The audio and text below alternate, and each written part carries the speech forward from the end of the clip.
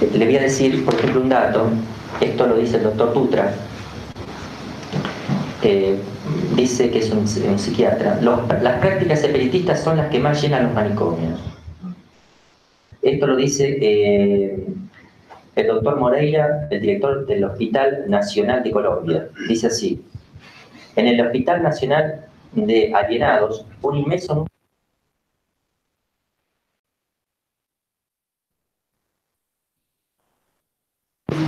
en concreto.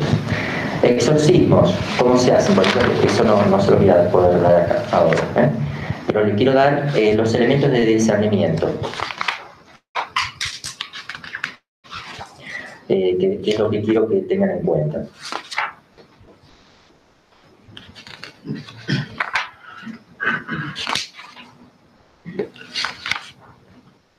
Bueno, creo que la hojita la perdí, pero se lo voy a decir así, digamos, como me recuerdo.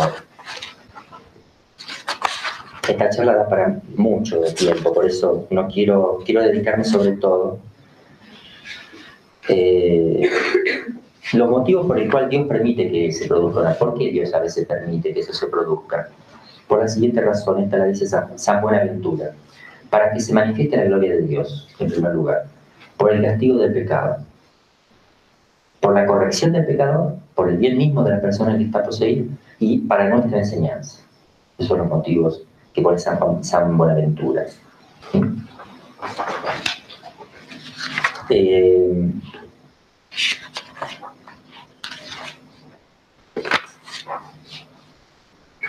Algunos signos de discernimiento.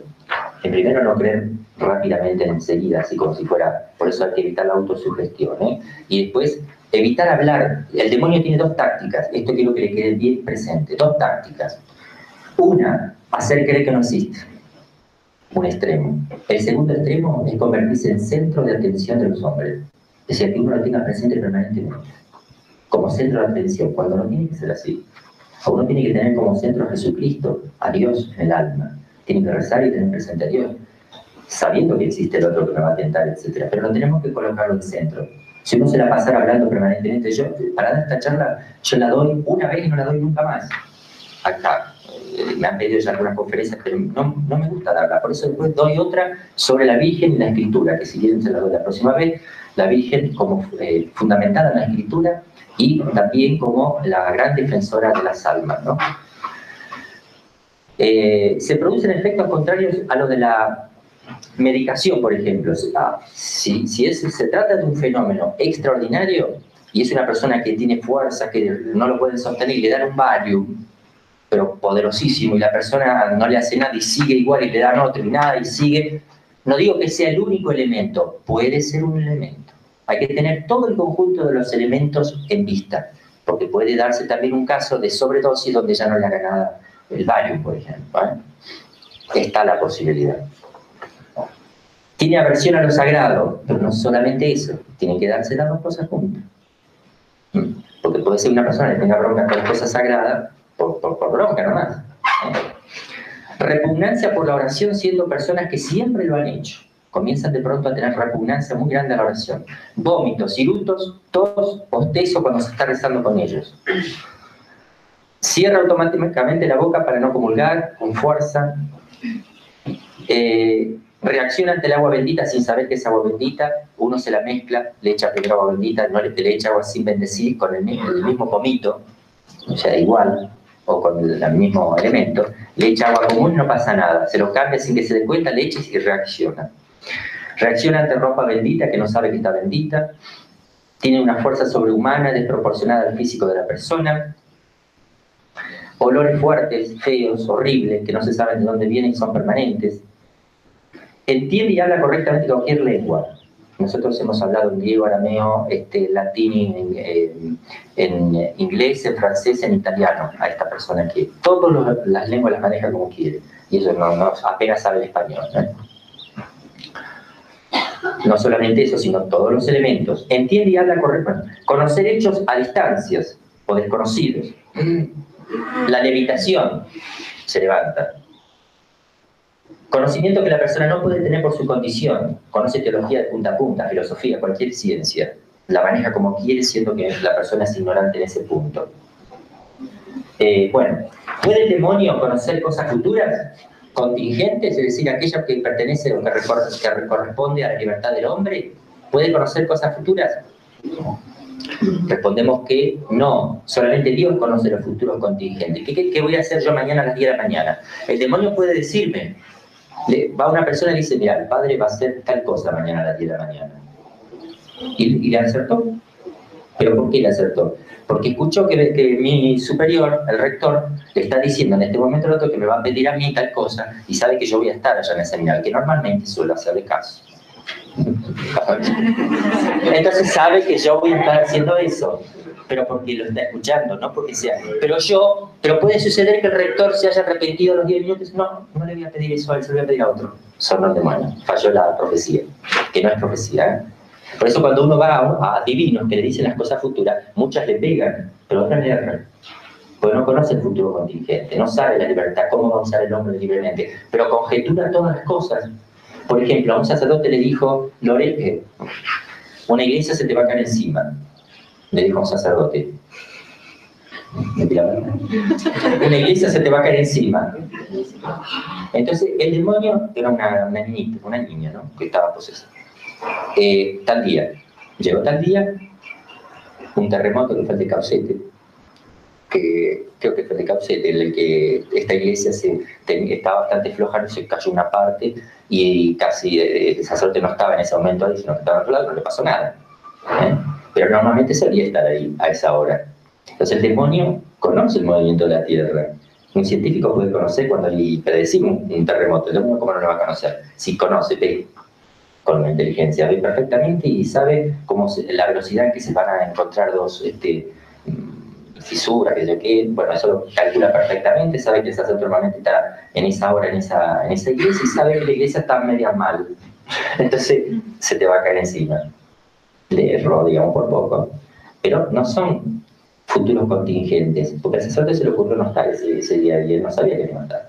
Me acuerdo que en el caso de esta chica que estábamos nosotros hablando, estaba jugando Argentina con Brasil, el anteúltimo partido, que perdió un penal allá en el último partido. Entonces estaban con la radio prendida, y estaba descompuesta así, penal para Argentina. Entonces uno de adentro no estaba con nosotros. Estábamos por ir, nos habían llamado por teléfono. ¿Lo hace o no? Le preguntó uno. No. Lo hace. Tiró, lo atajó, no, lo ataja, dice. Y lo atajó, y se empezó a reír fuertísimo, ¿no? Y entonces me decían, padre, lo sigue. Le digo, no, lo que pasa es que pudo haber. Cuando la persona imagina, el demonio capta la imaginación. Cuando uno hace, cuando en la imaginación, si uno se imagina algo, el demonio se lo ve, lo capta. Pero si uno tiene un pensamiento sin imagen, no. Abstraída de la imagen, no. Pero la imaginación, si el jugador imaginó la punta y el arquero imaginó dónde tirarse, se lo saca. Pero puede cambiar en el momento. El jugador cambió en el último momento y se la cambió para el otro lado. Le erró. Pero acá le coincidió. Entonces no es que sabe el futuro contingente, sino que sabe y combina perfectamente los males que combina. A esta persona la tienta para que le diga tal cosa, tal otra, y combina grandes males en el mundo de esa manera. A algunas le sale bien porque la persona es libre. Entonces la tienta para tal cosa, le falló, pero va y aquí prueba por allá y prueba por acá. De combinar un mal grande, por ejemplo, que se meta el aborto en Argentina. Inspira este falló, bueno, va, insiste de vuelta acá, y va coordinando las cosas. Él sabe que tal persona le dijo a la otra que va a hacer tal cosa, entonces le pone impedimento por este lado. ¿Okay? Eso lo suele hacer. Disculpe una pregunta. Sí. En el caso de Nostradamus, que tanto está ahora, sobre todo lo que te dijo, que algunas cosas te pegó, que otras cosas, todavía no conozco mucho sobre el tema, pero por lo que se ve en los medios de comunicación, bueno, en el caso de que lo último que fue el eclipse, que pensaba que estaba, o sea, que él había predecido el fin del mundo, que lo vivió totalmente, pero en otras cosas que sí le ha pegado, puede ser que él haya estado, o sea, haya tenido alguna conexión con el demonio para... De hecho, las profecías, si son de Dios, todas se cumplen, a no ser las que sean bajo condición. Si se convierte en tal pueblo, no va a haber tal terremoto, como pasó con Jonás, cuando predijo la destrucción de Nínive, pero si no se convertían, que iba a haber dentro de 3 días una destrucción, entonces se pusieron a hacer penitencias, no hubo. en ese caso.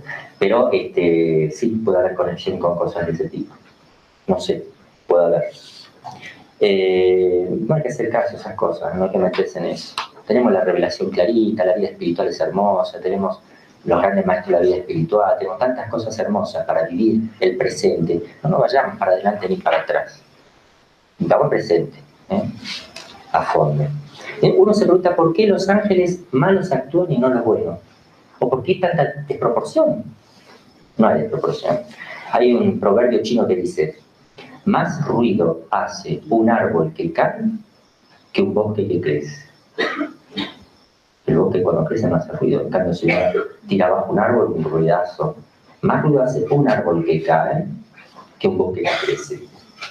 Los ángeles trabajan de esa manera, en silencio. En silencio, el demonio hace ruido, hace espectáculo. Los ángeles buenos no, pero son hiperactivos los ángeles buenos, actúan permanentemente en favor nuestro. Bueno, sobre todo yo tengo también una charla sobre los ángeles buenos, cómo son, cómo están constituidos, cómo trabajan, cómo sirven a Dios, cómo sirven a nombre, que no tenemos tiempo de verlo. Después, el tema de la Santísima Virgen lo voy a dejar para otra vez, y simplemente voy a hacer una especie de síntesis y dejar algunos puntos en claro. El tema de la tentación, insisto, el demonio saca con esto su gran tajada, la tentación, cuando hace caer a una persona en pecado. Por eso Cristo en el Padre Nuestro nos dejó dicho: no nos dejes caer en la tentación. Pedir eso a Dios, no nos dejes caer en la tentación.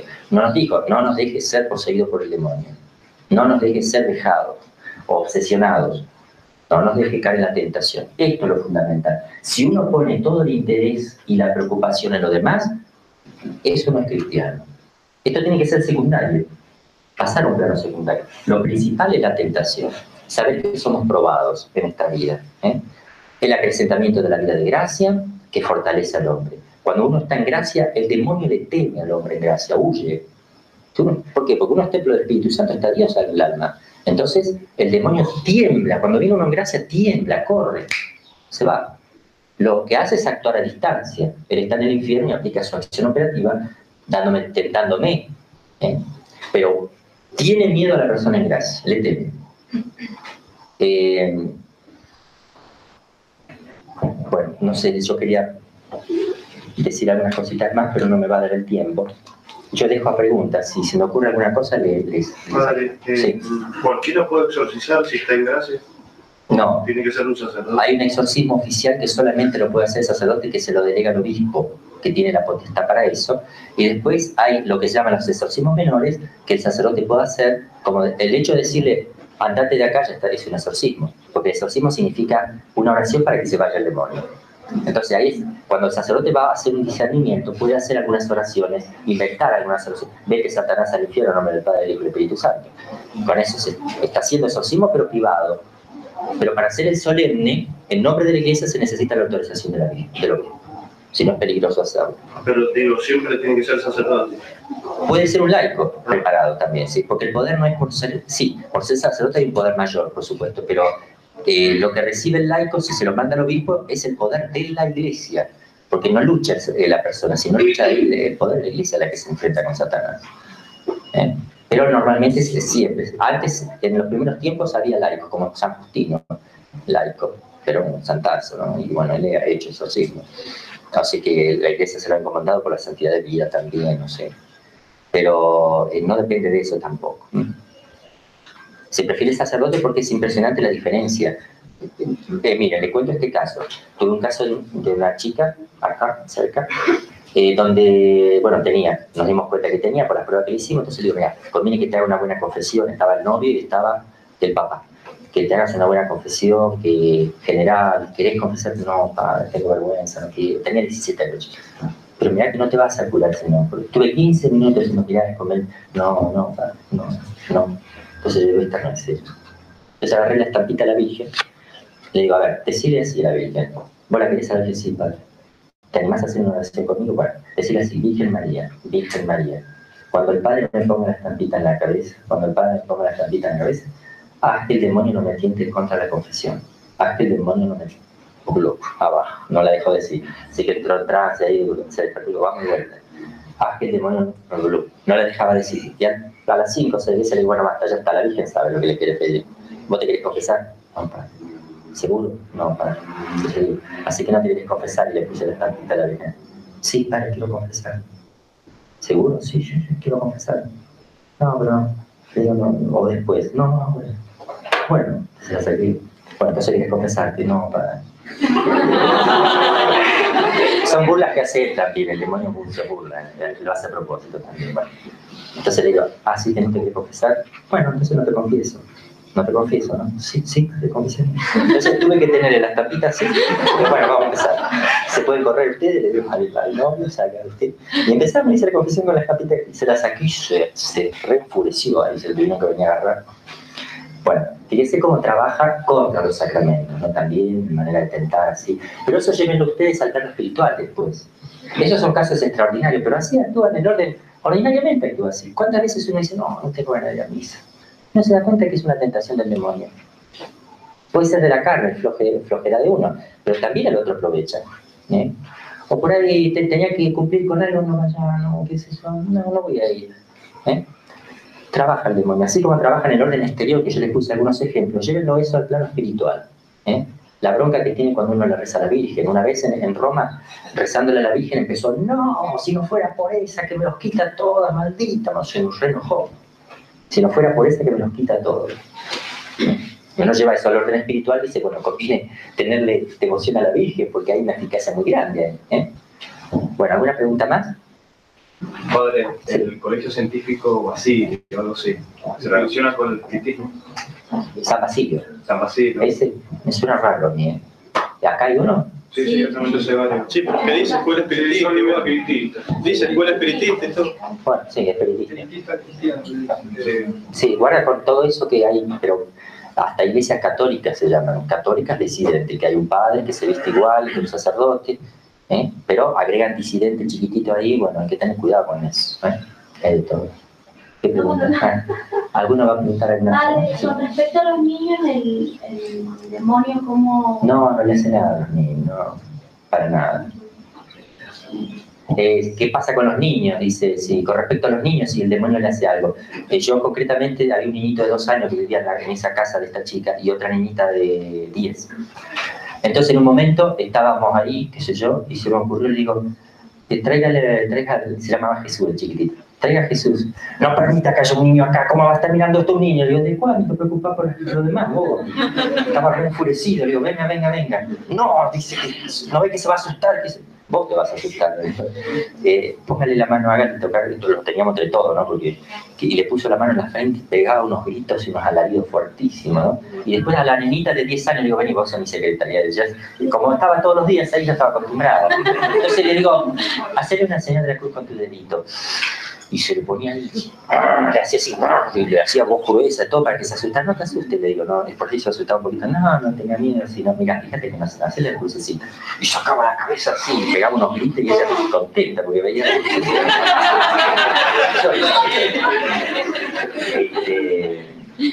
Así que bueno, así que los niños, al contrario, Cristo dice, dejar que los niños vengan a mí, el demonio entonces los odia, pero no se mete con ellos. Nunca, el niñito ese siempre estuvo ahí cuando ya se descomponía, y por eso le tiraba encima a algunos, les quería pegar, a mí incluso, pero a los niñitos nunca los tocó, y le molestaba, se corría. Pero ese bebé recién nacido que sangraba y todo eso. Sí, pero eso al niñito no le pasaba nada, simplemente le salía sangre como un símbolo de lo que le habían hecho. Pero ese niñito a los 15, esa niñita a los 15 años va a ser posesa, según nos dijo el demonio. Por eso que después cuando la mamá volvió a entrar el otro, que dice que Jesús se lo permitió para que quedara liberada la hija también. ¿Y que no se puede hacer nada para que no a los 15 años no? Sí, Dios le permitió. Después nosotros la tuvimos que llevar a esta mujer al hospital porque estaba embarazada de 3 meses, estaba por perder el niño, esto es cosa del demonio, era todo, ¿no? Y hay que llevar al hospital, que desastre. Bueno, vamos a llevar al hospital. Llamamos al enfermero y le explicamos muy bien. Vino solo el enfermero, uno solo, el que manejaba. Entonces, mire, es un caso especial de posesión, sí, padre. Entonces lo subimos atrás, me tuve que subir atrás a la ambulancia y entró el otro ahí. Los voy a asustar a todos, qué sé yo, callá la boca. no me cayó nada, cayó la boca, no me cayó nada. No me hagan pasar por pelón, le dije. Llegamos al hospital, llegaba al hospital y había gente, había que abrir la ambulancia y bajar, y estaba ahí el otro todavía, y había gente, digo, andate, no, andate, en nombre de la vigila, andate, andate, y se fue. Bueno, fuimos al ascensor, entramos así, yo lo miraba al lado, íbamos 3, ¿no? Los familiares para sostenerlo. Subimos al ascensor, cerró la puerta, de vuelta entró en trance. Nos pegaron ahí, lo agarramos de vuelta. No se va a curar, se va a morir ese niño, andate, se va a morir. Y subía al ascensor al 3er piso. Llegaba al 3er piso, había gente, andate, en nombre de la Virgen, andate, no, andate, en nombre de la Virgen. Justo se fue, bueno. De vuelta, en el pasillo lo mismo, entró de vuelta. Andate, venía, andate, acá, en nombre de la Virgen. Le tocaba así con los andate, no se iba. Y justo que aparecía Jesús, se iba. Yo digo, ¿cómo Dios le ordena a él? Dice que no quería que la gente lo viera. ¿Por qué no se iba? Porque si quería no se iba. Pero, y después entró en la sala. Vinieron los médicos, tocaron, sí, al niño de 3 meses, qué sé yo, vino las enfermeras, todo, y entró en trance. Empezó ahí a gritar, psiquiatría, dijo una enfermera. Digo, mire, yo la traje por problemas ginecológicos, no por psiquiatría. Digo, no es un caso de psiquiatría, de posesión. Le tuve que decir. Entonces salieron los médicos con la enfermera a hablar, así volvieron. Y el demonio entró en trance ahí y dice, sin embargo, la doctorcita esa, rubiecita que está ahí en este momento, está pensando que igualmente me va a mandar a psiquiatría. ¡Pum! Colorada, se salió corriendo, no apareció nunca más. 3 días la tuvimos internada 3 días, miren todo lo que hizo. Le agarró a otra y le dice, vos, ojo con lo que haces, ¿eh? Y la llamó por su nombre, Cristina, por ejemplo. Y vas a ver lo que te va a pasar con tus 2 hijitos. ¿Qué vas a hacer vos? Le digo, le tiraba agüita, después le dije, lo hice a propósito para después decirle a la señora, se fue la enfermera esa también asustadísima, porque tenía 2 hijitos y cómo salía el nombre y todo. Le digo, bueno, es el demonio, ¿cómo no va a ser el nombre? Entonces, el médico dice, no, padre, acá una sala especial, y desalojaron toda una sala, la metieron a ella ahí, nos tuvimos que quedar 3 días, 3 noches yo cuidando ahí con otros familiares también al lado, por las dudas. Y intervino una llamada por teléfono. Llamó por teléfono, atendieron las enfermeras que estaban al frente. Está el exorcista. Lo llaman de la catedral. ¡Ja, ja! Y la misma risa que yo había escuchado ahí. Entonces las enfermeras venían corriendo, padre, desesperados. Y vieron que yo justo estaba con el otro y peleando y dice, te llaman, me decían. Y me ven ahí que yo estaba con ellos, se asustaron, se volvieron. Ya voy, digo. Entonces se fue. Entonces voy, digo, ¿qué pasa? Las encontré rezando con una champita. Dios, ¿qué pasa? Intervino una llamada, pero después nos dimos cuenta que intervino porque hubo una llamada de la catedral para preguntar en qué piso estaba esta chica. Y por otro lado, la enfermera contesta que está en el 3er piso. Una contestación falsa y una pregunta falsa.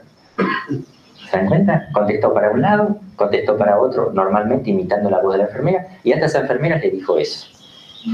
O sea, asustándola. Entonces cuando él dice, nos habló el demonio y se rió, que no le hagan caso, son payasadas que hacen. Y yo digo, seguro que me van a decir algo. Entré y dice, jaja, los engañé, y se desarrolla, ¿no? Y después dice, ahora va a dar negativo el análisis de sangre para el bebé. Va a salir negativo y después positivo, lo voy a confundir a todo. Entonces me voy y le digo a la enfermera, ¿tienen los análisis de sangre?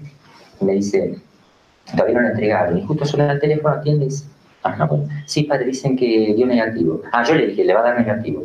Sí, padre, dice que dio negativo, el que el niño está muerto.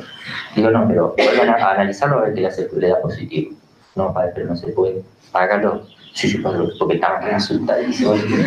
Lo vuelven a hacer, da positivo. Lo vuelven a hacer, negativo, positivo, negativo. Así que dijeron, análisis de orina, lo mismo, positivo, negativo, tuvieron así. Le pusieron el termómetro a ella, estaba ella, lo más tranquila. Y entró en trance, reventó el termómetro, quedó al máximo, lo tenemos guardadito al máximo con el bulbo reventado, así como si hubiese ido al máximo la temperatura, ¿no? Y después, otra cosita más es que le van a hacer una ecografía después para que termine la cosa y no encontré nada, no había nada, no existía ningún bebé. Estuvo 3 meses así, con todos los síntomas del embarazo, y desapareció de golpe, se bajó la panza y se empezó a reír el otro, así que bueno, esa fue la historia del hospital famosa, ¿no? Y después se terminó el caso cuando vinieron las reliquias de Santa Teresita, que se abrazó a las reliquias después de una lucha de 1 hora en la catedral, donde estaba toda la gente ahí, lloraba, veía eso, y bueno, en fin, eso es ya histórico. ¿Alguna pregunta más? Los padres de los hijos pueden tener algún poder para hacerle algún beneficio. No, la relación que hay entre padres es interesante porque el padre y la madre pueden bendecir a los niños. Hay un poder que reciben ellos en el sacramento del matrimonio de bendecir como padre, cosa que no hace el sacerdote. El sacerdote bendice en persona de Cristo, en nombre de Cristo.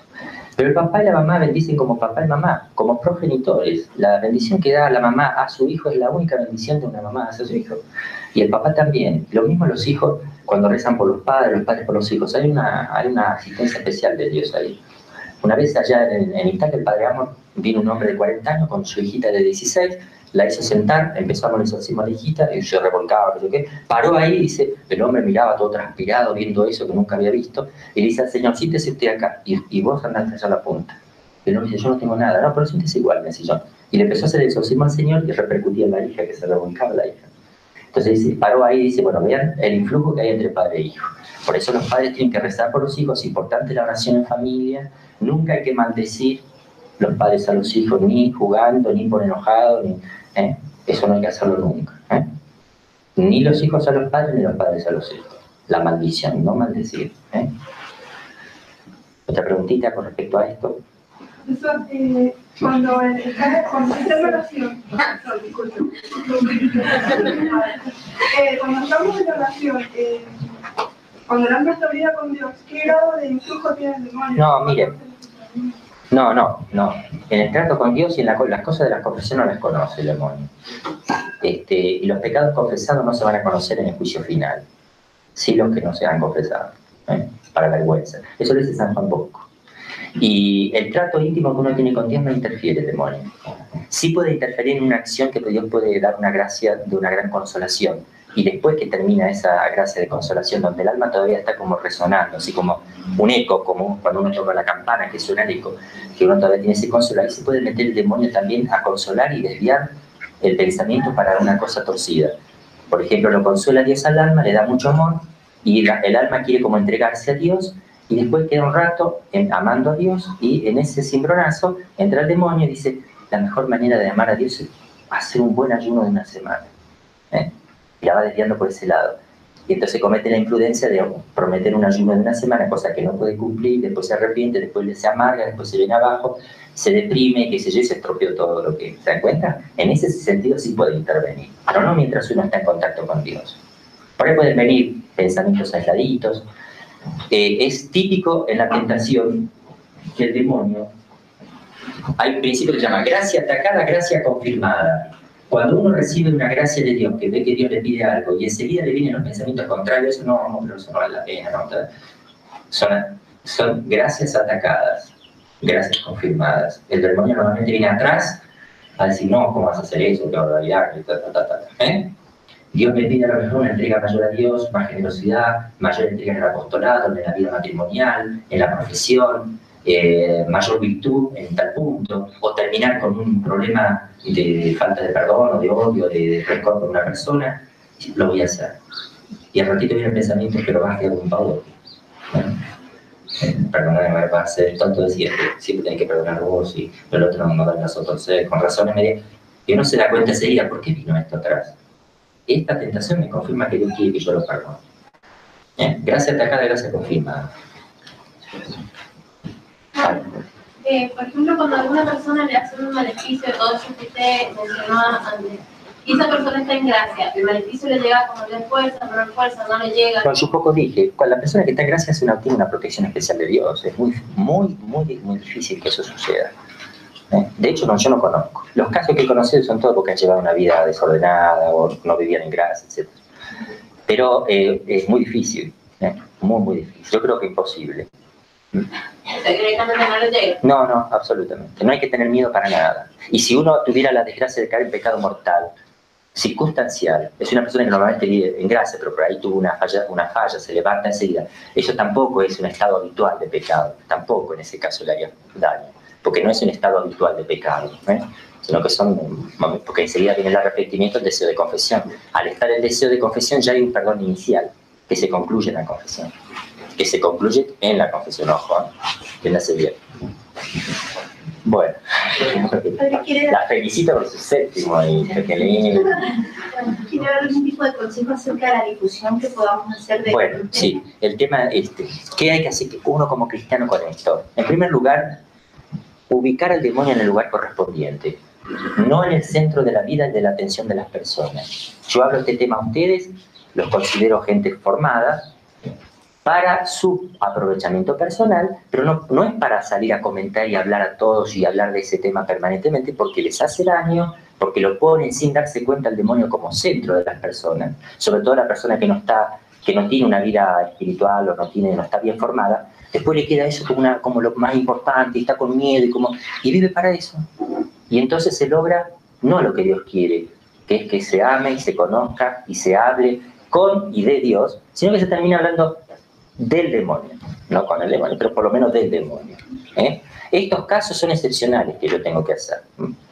Creo que hago bien en aclarar algunos puntos, en vistas a que la gente sepa cómo comportarse ante los maleficios, ante las cosas que encuentra en la casa, que se asusta, a veces no sabe cómo comportarse.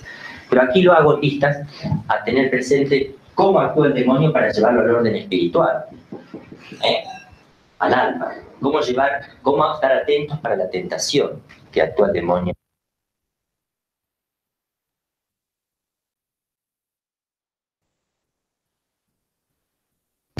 Salvo en caso de posesión que se dan muy aislados, donde se requiere un poco más, se requieren los exorcismos incluso. Pero siempre una buena confesión es el punto inicial y la comunión. Ni le hablen de guarda, podés llegar a estar, no hay que traumar así las personas.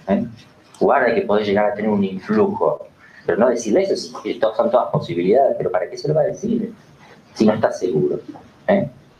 Entonces, cuando una persona dice, mira, todas las cosas me van mal, yo noto cosas raras, me cuesta la oración, sueño con cosas feas, me pasa esto, me pasa aquello, me pasa esto, no tendré algo malo, no será. ¿Por qué no se hace una buena? ¿Cuántas veces no se confiesa? Haga una buena confesión, deje que entre Dios al alma a trabajar. Y seguro que se le van las cosas. Que entre Dios al alma. Haga bendecir la casa. Que entre Dios en la casa, en el hogar. La mejor manera de entrar del hogar, más que la bendición de la casa, es la oración en familia en la casa. Ya eso es una bendición de la casa. La familia que reza unida en la casa ya es una bendición de la casa. Falta la bendición exterior del sacerdote, que sería menos importante si se rezara todos los días el rosario en familia en la casa. Eso es una bendición. Es una manifestación de que la casa está bendecida. No quiere decir que después no lo llamen a sacerdote, sí, pero esto es fundamental, es más importante. Porque Dios quiere los templos que somos nosotros, más que las casas materiales. Quiere nuestra alma. Y si se bendice una casa es por el bien del alma, no por la casa en sí misma, que después se destruye y es materia, material. No sé si le he respondido un poco a lo que... Padre, y si alguien conoce de una persona que hace maleficio o que hace ese tipo de cosas... Aconsejarle que no, si uno tiene contacto, primero, aconsejarle que no se meta en esas cosas porque va a terminar mal él. Segundo, que es un pecado gravísimo, punto, nada más. Son dos cosas. Que le va a hacer mal a él y que es un pecado gravísimo. Y que no sabe en dónde se está metiendo, porque mucha gente no sabe en dónde se mete. ¿Y con respecto a la persona a la que se lo hace? A la que se lo hace, lo que pasa es que hay que saber si se lo ha hecho o no se lo ha hecho. Ya les digo, si la persona encuentra que suele haber por ahí que lanzar, el grupo, qué sé yo, hay que decirle, no se asuste usted. ¿Por qué se va a asustar? Si Dios está con usted o no está con usted, está tan gracia. Aprovecha esa sana confesión hoy. Yo le ayudo a tirar, o si no, tire la sal. Si tiene agua bendita, eche la agua bendita. Si no, cuando la vaya tirando, vaya rezando una Ave María, lo tira. Y después vaya a hacer una buena confesión, porque es una manera de acordarse que Dios existe. El demonio no puede matar a una persona. No dispone de la vida. No dispone de la vida. En el caso de que la señora guardó el saco y el señor se empezó a sentir mal y estaba casi muriéndose, no iba a llegar a morir entonces. No sé, porque puede estar la permisión de Dios que Dios a lo mejor tenía pensado que muera de esa manera, porque si yo agarro un cuchillo y mato a una persona, soy libre de hacerlo, ¿no? Entonces yo no dispongo de la vida, sin embargo lo hago igual. El demonio no le dispone, pero lo que pasa es que se lo permitió Dios. Con un maleficio hacer un daño, como con una persona agarrando un cuchillo, también le puede hacer mal a otro. Eso no significa que la persona que mata es dueña de la vida. Precisamente es pecado porque no es dueña de la vida. El demonio por sí mismo no dispone, pero si Dios se lo permite, sí, porque Dios tenía pensado que esa persona terminara de esa manera. ¿Le paso una pregunta? ¿Hay alguna ley o algo así en Argentina en contra de esas cosas? que no lo permita. Hay, en Italia, por ejemplo, como yo les leí en las normas, hay clarísimas, donde habla de estar alerta ante la secta satánica. En Buenos Aires perseguían a los Macumba porque encontraron a una niñita muerta de 15 años, toda destripada, y sabían que era Alberto Macumba. En un tiempo lo perseguían en el año 79, por ahí. Salió una ley de persecución a los Macumba, pero lo llevaban preso. Después sacaron la ley. Así que es muy raro que... Yo sé que la policía secreta, la policía de investigación, en San Rafael está investigando los casos, sobre todo los robos de las tumbas, esas cosas lo investigan, ¿no? Pero lo meten preso como profanación de algo público, como, digamos, como perjuicios, daños y perjuicios, qué sé yo. Pero no lo van a poner como por meterse en la secta, porque eso no hay ley que rica ese tema. Padre, ¿qué sucede con el que digamos es de la secta, como un sacerdote, que se supone que le entrega el alma, todo, ya no tiene posibilidad de... Repito la pregunta para los que están lejos. ¿Qué pasa con una persona que, por ejemplo, se consagra como sacerdote de Satán o le vende el alma? ¿Qué pasa? La misericordia de Dios es más grande que cualquier pecado. Un arrepentimiento de corazón y una buena confesión termina con todo.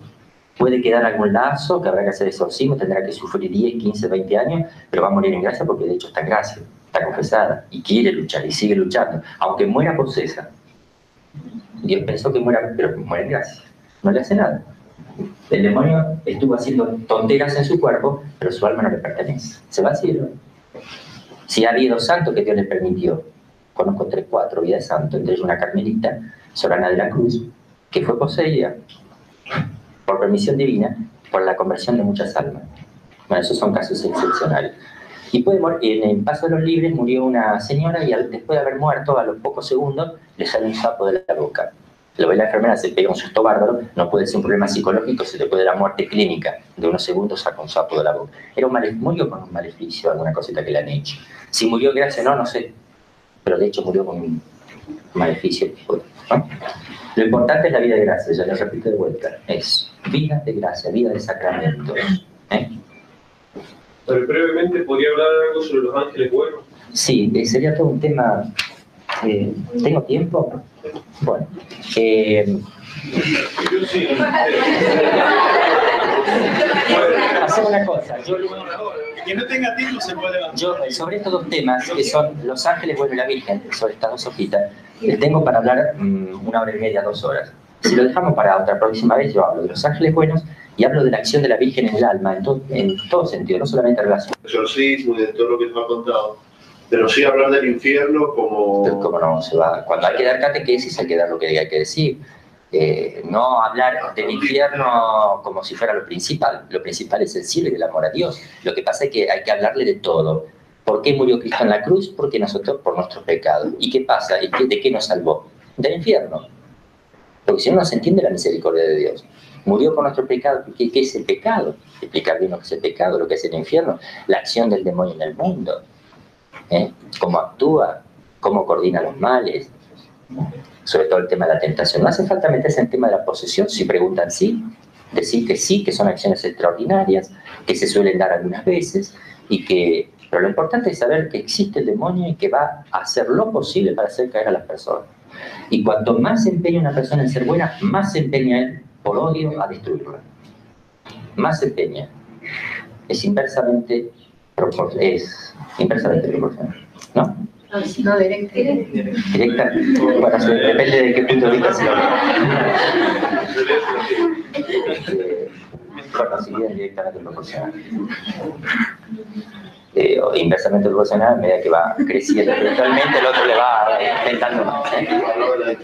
Bueno. ¿Otra pregunta? Sobre el tema, sobre alguna cosita que les haya quedado. Padre, no sé si lo habrá dicho antes porque sí. Hace un ratito, en la segunda parte. Usted tiene muchísima preparación y el sacerdote que estaba en Italia también. Anteriormente, yo digo, para hacer exorcismos. El padre Amo. Para hacer exorcismos específicamente. Actualmente, cualquier sacerdote lo puede hacer, tiene que tener algún permiso especial. Bueno, en primer lugar es lamentable que muchos sacerdotes no conozcan las cosas más elementales en este campo, no conocen ni lo más elemental en este campo, y eso asusta. Incluso es muy difícil encontrar, porque no les ha tocado, porque no le dan importancia, porque vienen con esos casos, ajá, bueno, y rece, vaya a un psicólogo y rece, y se desentienden. Pero el sacerdote no tiene que desentenderse de un alma. Aunque sea un problema psicológico, no tiene que desentenderse de un alma. Aunque sea una loca la que viene a consultar. Porque la familia está preocupada. Uno dice, bueno, yo voy a darme una vueltita, le aconsejo tal psiquiatra, dentro de 15 días voy a ir a su casa, confesar a los familiares, porque se recurren al sacerdote pidiendo ayuda. Y el sacerdote tiene que proporcionar aquello que es capaz de dar. Son los sacramentos, alivio espiritual, etc. Pero se desentiende como diciendo, no, tiene que ser un problema psicológico, vaya a un psiquiatra, tú, basta. Nunca más. Es cobardía también eso. No, es desinterés a veces, falta de, no sé lo que, yo no sé lo que, pero hay que tener cuidado con esos despachos así rápidos de las personas. No digo creer todo en principio, por supuesto que no, pero ¿qué le cuesta hacer una buena confesión? Bueno, ¿por qué no se confiesa primero? ¿Cuánto hace que no se confiesa? No quisiera recibir la comunión, misa, ¿qué? Y bueno, ¿por qué no empieza a tener una buena vida espiritual y después, mientras vamos hablando, yo le hago una dirección espiritual, oriento un poquito, los familiares aprovechen también a confesarse, después vamos a ir charlando el tema, vamos a ver si hay que mandar a un psiquiatra, yo voy a ir pensando en quién mandarlo, pero ¿por qué despacharle la parte espiritual como si no tuviera espíritu, la persona no tuviera alma? Que viene por un problema como si vienen a comprar en un negocio un tornillo. No hay tornillo, chao. No, el sacerdote está para atender a la persona. ¿Puede estar influido por el demonio? ¿El contestar así? No, o sea, no. Eso depende un poco de la formación que ha tenido, la falta de visión completa, o puede ser también un poco de pereza, si ahí sí en ese caso, puede ser no influjo extraordinario, sino lo común, digamos. Así como cuando uno es un poco vago, dice, sí, hay influjo del demonio, sí, pero soy yo el vago, que me dejo llevar por eso, que son tentaciones sí, de no atender la casa, de no ir a estudiar, de dejar el trabajo, de no ir al apostolado, etc. Sí, son tentaciones, pero uno estamos dentro del plano normal, ordinario, que tienta siempre el demonio, pero también es uno el que se deja arrastrar por eso, no es que echarle la culpa al diablo, ¿no? Culpable es uno. Como también es, el mérito viene también por uno, si es fiel a la gracia, no es la libertad del hombre es un peligro, es un don maravilloso, pero es un peligro no usarla bien. Generalmente las posiciones son de mujeres, padres, la mayoría de las veces.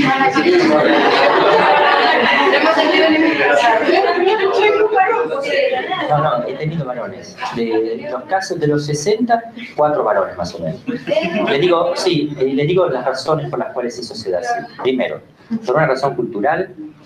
Segundo, por una razón numeral. De 4 mujeres hay un varón. Segundo, razón cultural. Está en el mundo contemporáneo lamentablemente la idea de que la iglesia y las cosas de la religión son para las mujeres y los niños.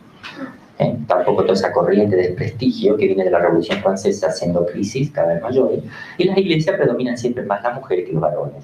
Entonces, también cuando la mujer y el hombre tienen estos síntomas, el que más acude es la mujer a pedir ayuda, el hombre no, aunque los tiene. Más pide ayuda a la mujer que el varón. Por eso se presentan más casos. ¿Y por qué cuando surge un caso aparecen enseguida 4, 5, 6 más? Porque salimos. No, primero, por 2 motivos. Uno, que no es el más importante. El demonio dice, sí, me sacas de acá, pero mira, estoy ahí, estoy acá. De soberbia. Segundo, que es el más importante de todo, la gente, yo dando conferencia venía la gente y dice, padre, así me aparecieron los otros casos, que gracias a Dios ya se terminó con todo. Pero vienen así, padre, yo conozco, bueno, a mi hija le pasa tal cosa, y uno dice, pero acá esto es clarísimo, tal cosa, tal, yo lo llevaba de curandero en curandero, yo no sabía que esto podía ser un caso del diablo, ¿no? Pensé que iban a tomar de loca, que esto no existía, y entonces se da cuenta la gente que no tiene que llevarlo a los curanderos, y entonces acuden al sacerdote y aparecen los casos, que estaban ocultos por muchos años, no es que inventan porque hay sugestión. Les aseguro que yo he dado varias conferencias en distintos lados, no repito ninguna y espero terminar de una vez, pero vienen casos, de los casos que han venido, todos, pero mire, el 80% se ha venido a hacer una confesión general. Para eso, nada más, sin tocar ningún otro tema. De los 20 restantes, el 10% con problemas reales de dejación diabólica, porque eran todas dejación salvo una posesión. El 10 restante a solucionar problemas familiares, que no tiene nada que ver con el demonio, sino pedir consejos de otros tipos. Y el 1 o un poquito menos, pensando que tenían alguna cosita, han venido. Entonces, uno que era un chico esquizofrénico, uno se da cuenta enseguida, hablando un poquitito, entonces dice, bueno, ten paciencia, no, acá no hay demonios. Ahí uno se da cuenta enseguida, explica al familiar, le dice que acuda a las cosas de Dios, que acuda a la vida espiritual, que vaya a la parroquia, que se confiese, porque esa ayuda espiritual le va a ayudar también a soportar y a sobrellevar esa enfermedad, ¿no? Y el acompañamiento de los familiares también con la oración. Padre, sí. Siempre en la posesión está o Satanás o Lucifer, puede ser que no estén. Puede ser que no estén, pero están los de él. Claro. O los del otro. Los de uno o los de otro bando. Sí. Padre, en una oportunidad me dijo que con el advenimiento del Año Santo, esa es otra causa, sí. Eso lo hablamos con el padre Ramiro ayer, estaba hablando. Mi hermano sacerdote en el río, otro caso, me habló por teléfono, impresionante las cosas que le pasan, me digo, no, este es un caso de posesión bastante pesadito. Le empezó a decir los pecados a la gente que estaba presente, todo un montón de cosas. Aparecieron agujas clavadas dentro de la almohada sin que lo hayan puesto jamás, camina como un chimpancé, pega cosas más. Entonces nos preguntamos al padre Ramiro, yo le digo, yo pienso que es el año santo que se avecina, en el cual van a haber gracias muy grandes, pero también va a haber el demonio se va a desatar con todo, y ya se está aproximando, y yo creo que van saltando los casos. También van a haber grandes conversiones, yo creo que eso se va a dar también. No va a pasar desapercibido el año santo, ¿saben lo que es una gracia muy grande el año santo? 2000 años de la redención de Cristo, va a haber indulgencias plenarias, va a haber muchísima lluvia de gracia. Entonces, si hay lluvia de gracia, va a haber odio y ataque de Satanás. También puede ser que tengamos tentaciones mayores, de mayor flojera, como también de grandes virtudes, porque también va a estar trabajando, evidentemente, el Espíritu Santo, la fe de la guarda, las dos cosas. Yo creo que es tiempo de definiciones, llamaría yo, donde va a haber grandes definiciones. La persona buena se apuntalará más, grandes conversiones, también caídas, cosas feas. A nivel mundial, como la Carta de la Tierra, esa famosa Carta de la Tierra, se está preparando una ley a nivel internacional para imponer en todos los países, una norma, una religión nueva, etc. Se está preparando muchas cosas para el 2000. Va a ser un año duro en todos los aspectos, políticos, social, económico, religioso, en todos los campos. Hay que prepararse para todo, no solamente para el 2000, sino del 2000 para adelante, sí que está preparado, pero el 2000 va a haber, evidentemente, si el Papa declara un año santo, es un año de gracia. Bueno, ¿alguna preguntita más? A ver, el fondo. Padre, ¿los sueños tienen algo que ver? O sea, ¿son un signo de...? Los sueños se dan por el contacto de las dendritas involuntario, porque tenemos las imágenes del hombre, se producen, bueno, cuando uno se duerme, las neuronas que tienen las famosas dendritas, que se conectan una con otra, se tocan, entonces uno está consciente, etc. Cuando uno medio se va quedando dormido, se van desprendiendo, y se duerme del todo cuando se desconectan. Cuando el sueño es muy livianito, que suele ser por la mañana, temprano, o por ahí uno es liviano por otro motivo a medianoche, se juntan las dendritas involuntariamente porque apenas que se rozan, pero apenas, porque si se juntan de todo uno se despierta. Pero apenas que se rozan, y eso produce imágenes, pero a una gran velocidad, que se combinan a veces coherentemente, a veces incoherentemente, depende del grado de conciencia. Si la conciencia casi es nula, que apenas que se tocan, uno sueña pavada, incoherente, pero si se tocan un poquito más, ya entra un poquito más a trabajar la conciencia, aunque no del todo, que más o menos ordena la imagen. Entonces, puede haber, Dios a veces suele hacer con algunas personas lo que llama el sueño premonitor, como a San José, que le avisan sueños, o personas que tienen un sueño hermosísimo y después consiguen una gracia. Por ejemplo, la chica esta, cada vez que soñaba con la llaga del Padre Pío, que se las mostraba así, ese día dice, padre, soñé con la llaga del Padre Pío. Bueno, nos podemos esperar a ver cuando largaba la aguja. Largaba una aguja y largaba. O una cosa largada por la boca, seguro, ese día. Cada vez que soñaba. Cada vez que soñaba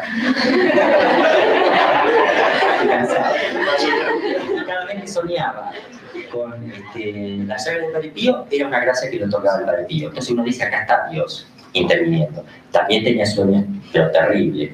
Bueno, ahí sí, en ese caso se daba, pero después en los casos normales no hay que pensar en una intervención del demonio ni de Dios, sino que son siempre combinaciones y cosas que se suceden por ese motivo. no se haga la película. ¿No? Esta charla no es para hacerse la película. Y los invito a todos a la charla final de la Virgen y de los Ángeles para que me quede redondeado el tema, porque si no le queda todo acá un poco la parte más bien negativa. ¿Otra pregunta? ¿Alguna más? ¿Una propaganda comercial? No. ¿Hay una referencia en la relación directa de este tipo de cosas con los medios de comunicación modernos, sobre todo? Está una influencia desde el orden natural ya, pero el orden este orden sobrenatural. O sea, ¿en qué sentido? O sea, desde el punto de vista del orden natural, hay una gran influencia del medio de comunicación. En algunos de estos casos ha habido referencia al tema de los medios de comunicación, al mal que hace la televisión, o eso no ha tenido ningún demonio, ninguna referencia a eso.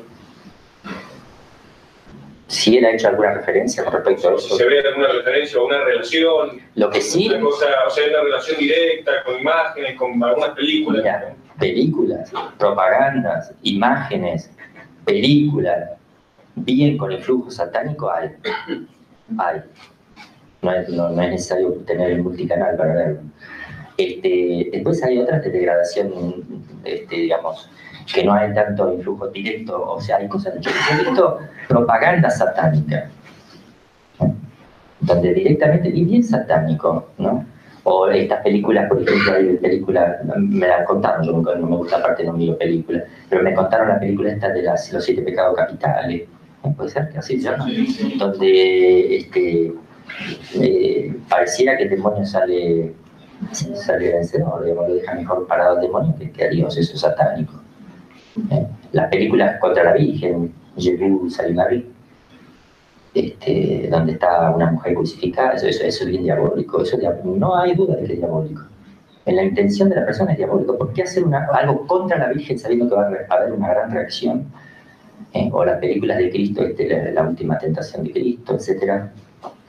Son cosas aberrantes, ¿no? Directamente contra Cristo, ¿no? Sí, eso sí.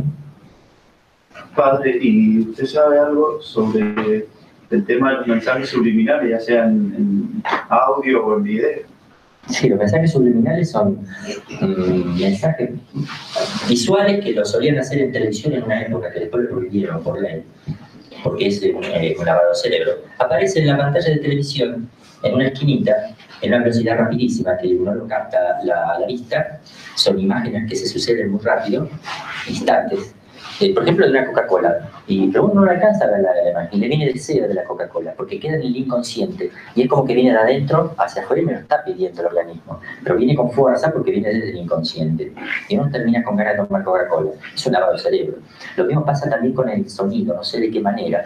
Están los mensajes subliminales grabados al revés, que dicen que tienen repercusión en el inconsciente. No sé, nunca leí que a una persona que me lo haya probado así, pero aparentemente tiene también influjo el audio. Claro, pues en el audio, o sea, la mayoría de los grupos que tocan actualmente tienen mensajes, sobre todo satánicos. Sí, eso seguro. Pero yo digo, si llegan al efecto que llega a la imagen, no sé, puede ser. O sea, no me consta para decir que seguro llega a un gran influjo. Cambia la imagen, sí. La tuvieron que prohibir por ley, está prohibido. La propaganda subliminal por televisión está prohibida. Que esté prohibida no significa que no haya. Claro. Uno no la ve. ¿Cómo sale cómo controlan eso? Y mensajes subliminales son las insinuaciones. Lo que no se dice, pero se insinúa, es más peligroso eso que lo que se dice expresamente. Las porquerías que ponen en la televisión son puras insinuaciones. Es peor eso que lo más sutil, hace más daño, porque se queda en el inconsciente eso, y queda librado a la imaginación. Entonces, todos los mensajes, aunque uno expresamente no lo piense, trabaja eso adentro. Por eso los niños que están mucho tiempo delante de un televisor con dibujo animado, de esas porquerías, esas caras raras, y el mismo argumento de las cosas, todo eso el niño lo destruye. Le destruye la imagen, le destruye la fantasía. ¿Ustedes vieron Viajes sin Historia sin fin? Sí. Donde hay todo un elemento de cosas muy interesantes, simbolismos, ahí como al hombre se le está destruyendo la fantasía, a los niños sobre todo, ¿no? Un poco porque se ha reemplazado el libro por la imagen, por el televisor, pero además porque la misma imagen destruye a uno. No es una imagen que uno elabora, sino una imagen que uno recibe. Entonces la imaginación no trabaja activamente, es mera recepción y guardar en la memoria, reservar. Pero uno no es creativo después, se acostumbra a recibir las imágenes y no a emitirlas. Entonces es una persona nula para muchas cosas. Bueno, no sé, si quieren damos por terminado, ya es tarde. Así que la próxima vez no me falten, va a ser en la primera semana de noviembre.